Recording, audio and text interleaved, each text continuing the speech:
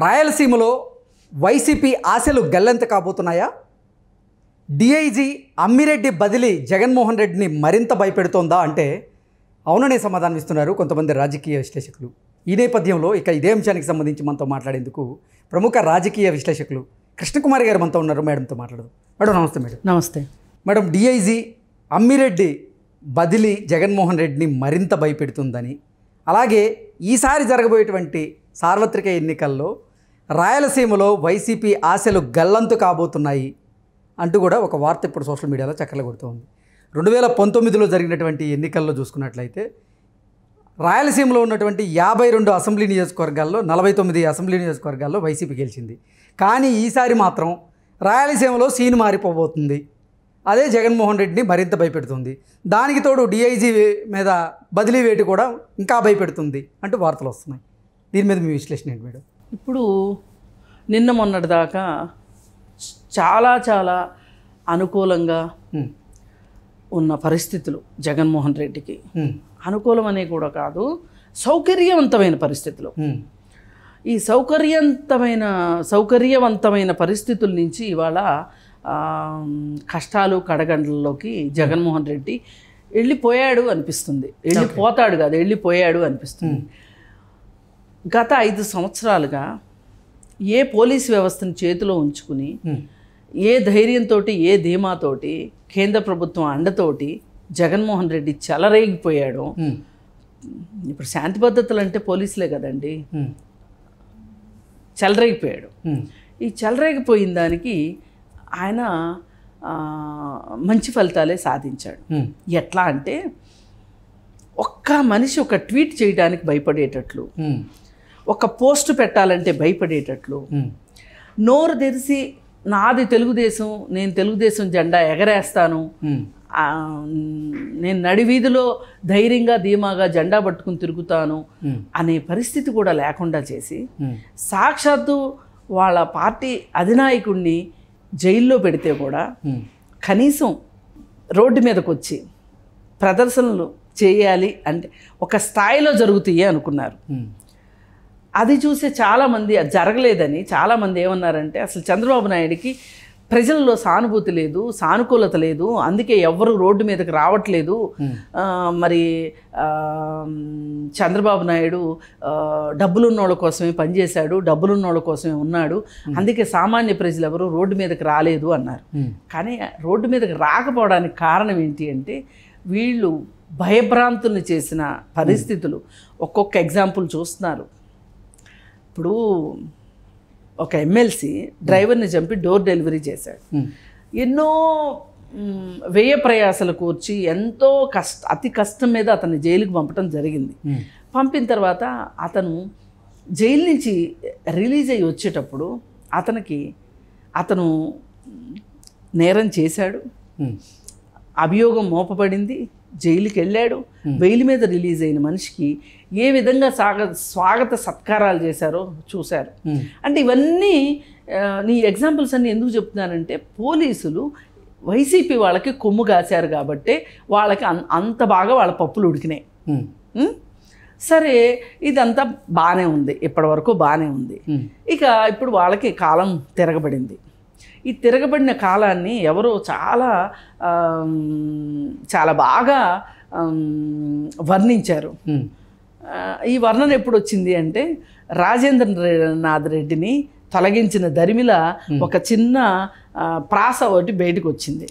అదేంటి అంటే ఇవాళ రాజేంద్రనాథ్ రెడ్డి, రేపు అమ్మిరెడ్డి, ఎల్లుండు సమ్మిరెడ్డి, ఆ తర్వాత జవహర్ రెడ్డి, ఆఖరుగా జగన్ రెడ్డి. చాలా బాగుంది వినడానికి.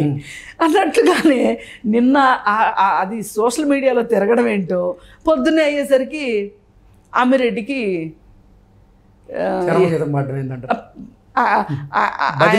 ఆయన బదిలీ వేటేశారు. బదిలీ వేటేసి వేయడం అంటే ఇవాళ ఉన్న పరిస్థితుల్లో బదిలీ వేటు గుండెపోటు కంటే ఎక్కువ బదిలీ వేటు. ఆ పరిస్థితుల్లో ఇప్పుడు మామూలుగా అన్ని పోట్లే కదా, కత్తిపోటు, గులకరాయి పోటు, గొడ్డలి పోటు, అన్నీ ఆంధ్రప్రదేశ్లో అన్ని పోట్లే. ఇప్పుడు ఈయనకి ఒక పెన్ను పోటు వచ్చింది.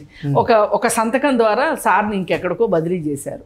మరి ఈ అమ్మిరెడ్డి ఏం చేశాడు అని చూసుకుంటే ఒక అమ్మిరెడ్డే కాదు, పోలీసు యంత్రాంగం అంతా అట్లాగే ఉంది.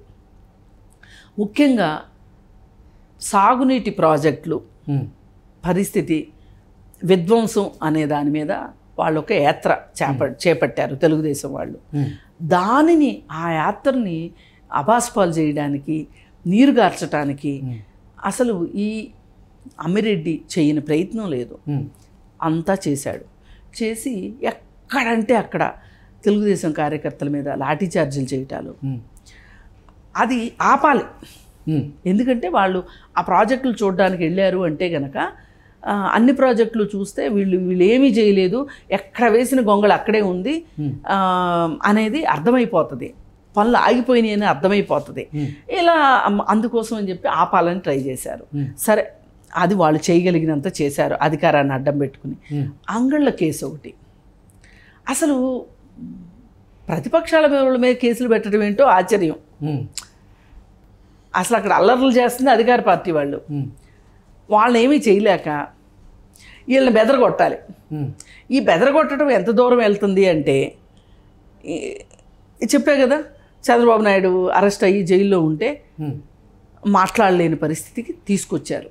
ఈ మొత్తం జరగడానికి ఈ రాజేంద్రనాథ్ రెడ్డి కావచ్చు, ఈ అమ్మిరెడ్డి కావచ్చు, ఇట్లాంటి వాళ్ళు, పైగా ఇతను పెద్దిరెడ్డి రామచంద్రారెడ్డికి మరీ అనుకూలంగా పనిచేస్తాడు.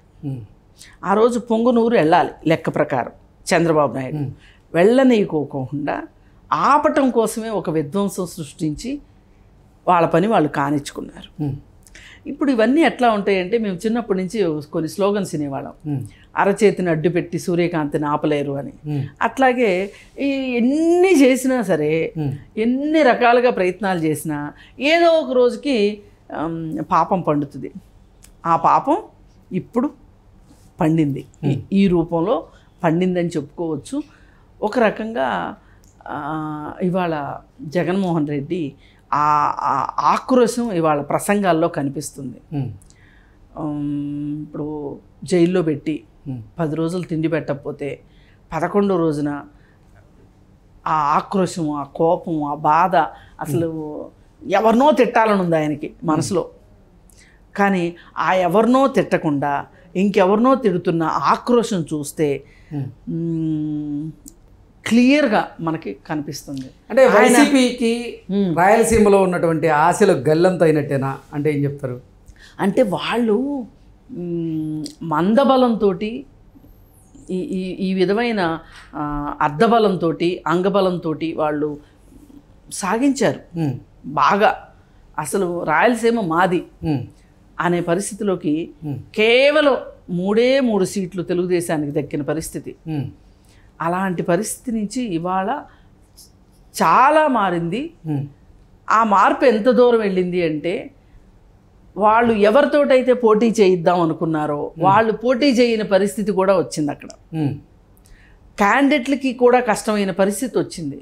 ఇవాళ ఎంపీ సీట్లు కావచ్చు, ఎమ్మెల్యే సీట్లు కావచ్చు, వాళ్ళు చాలా గడ్డు పరిస్థితిని ఎదుర్కొంటున్నారు. అది ఒక రకంగా చూస్తే జగన్మోహన్ రెడ్డి ఒక చోట నష్టపోయినా ఒక చోట లాభపడతారని కొన్ని స్వాంతన వాక్యాలు ఉంటాయి మనకి. సార్కి అసలు ఎక్కడా కలిసి వచ్చే కాలం కనిపించట్లా. ఇంట గోల ఇంట ఉంది, బయట గోల బయట ఉంది. ఇంట అట్లాగే ఉంది, రచ్చ అట్లాగే ఉంది. ఇప్పుడు ఇంట రచ్చ గెలవకపోతే ఏమవుతారు? ఆ ఆక్రోశం ఆయన మాటల్లో కనిపిస్తుంది జగన్మోహన్ రెడ్డికి. జగన్మోహన్ రెడ్డి ఒక రకంగా నిజాలు చెప్పాలి అంటే చాలా కష్టం జగన్మోహన్ రెడ్డికి. అందుకే ప్రెస్ ముందు భయంకరంగా తడబడతా ఉంటాడు. కానీ బహిరంగ సభల్లో మట్టుకు బీభత్సంగా మాట్లాడతాడు. ఎందుకంటే బహిరంగ సభల్లో చెప్పేయని అబద్ధాలే. అసలు అతనికి ఒక శాపం ఉందేమో. నువ్వు నిజాలు మాట్లాడాలంటే తడబడాలి, అబద్ధాలు మాట్లాడాలంటే ధారాళంగా మాట్లాడవచ్చు అనే ఒక శాపం ఉందేమో జగన్మోహన్ రెడ్డికి అన్నది ఈవేళ ఆయన బహిరంగ సభలు చూస్తుంటే, ఆయన మాటలు చూస్తుంటే మాటలు కోటలు దాడుతున్నాయి. అదే ఇప్పుడు ఢిల్లీ నుంచి ప్రెస్ వస్తున్నారు, ఎన్డీటీవీ వాళ్ళు కావచ్చు, ఇండియా టుడే వాళ్ళు కావచ్చు, ఇక రకరకాల ప్రెస్ వచ్చి ఇంటర్వ్యూలు చేస్తుంటే అయోమయమో బిత్తర చూపులు. అసలు ఇప్పుడు వాళ్ళు అసలు ఈ ఇంటర్వ్యూ ఎందుకు చేస్తున్నాం మేము అని ఆ జర్నలిస్టులు కూడా అనుకునేంత పరిస్థితికి జగన్మోహన్ రెడ్డి ప్రవర్తిస్తున్నాడు. అంటే పాపం ఆయనకి ఖచ్చితంగా ఇదేదో పాపం ఆయన కావాలని చేస్తున్నాడని నేను అన్నాను. ఆయనకి ఏదో శాపం ఉంది ఖచ్చితంగా. Okay okay madam, thank you so much. Thank you.